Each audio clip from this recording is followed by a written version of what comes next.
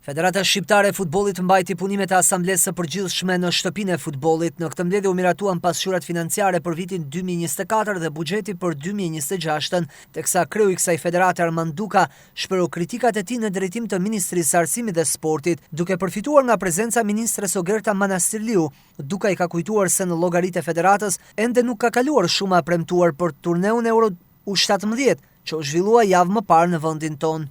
Për këtë aktivitet investuan 5.4 milion euro vetëm në infrastrukturë, të cilat ishin të domosdoshme për stërvitjet e ekipeve pjesëmarrëse në aktivitet dhe që do t'i mbeten futbollit shqiptar. Në fakt, kur kandiduam për të qenë mikpritës të këtij turneu, kishim një premtim nga Ministria e Arsimit për mbështetje financiare, por gjërat tani nuk kanë ndodhur. Urojmë që në ditën e vijim Ministria ta përmbush këtë angazhim të saj.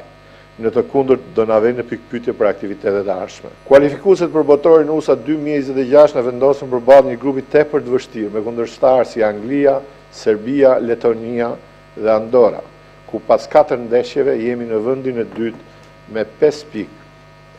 Në sfidat me Serbinë dhe me Lituaninë treguam karakter guxim dhe cilësi dhe pse rezultati nuk reflektoi plotësisht atë që gjitha në fushë. Jemi ende në garë.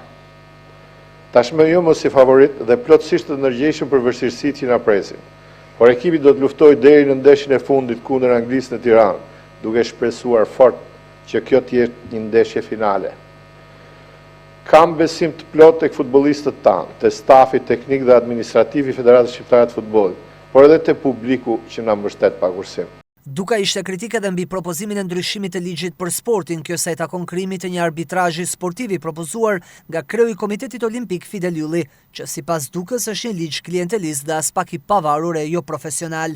Në komisionin parlamentar është propozuar nga Ministria e Arsimit dhe Sporteve ndryshimi i ligjit për sportin, pa mirëkuptimin e asnjë të interesuari për sport, dhe me kundërshtimin e argumentuar nga ekspertët tanë.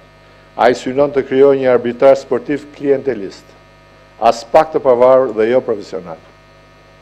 Në emër të organizatës më të madhe sportive në vend, i bëj thirrje për reflektim Ministrisë së Arsimit, Komisionit Parlamentar dhe Parlamentit, që të mos ta votojë atë ligj, por të bashkëpunojmë të gjithë me gjithë federatat sportive, grupet e interesit, dhe të prodhojmë një paketë ligjore që të shërbejë zhvillimit të sportit. Në punimet e asamblesë u konfirmua edhe skema Final Four, e cila do të vijojë të jetë aktive për sezonin e ri futbollistik. Sipas përfaqësuesve të federatës, kjo skemë ka sjellë më shumë tifozë në stadium dhe të ardhura për futbollin.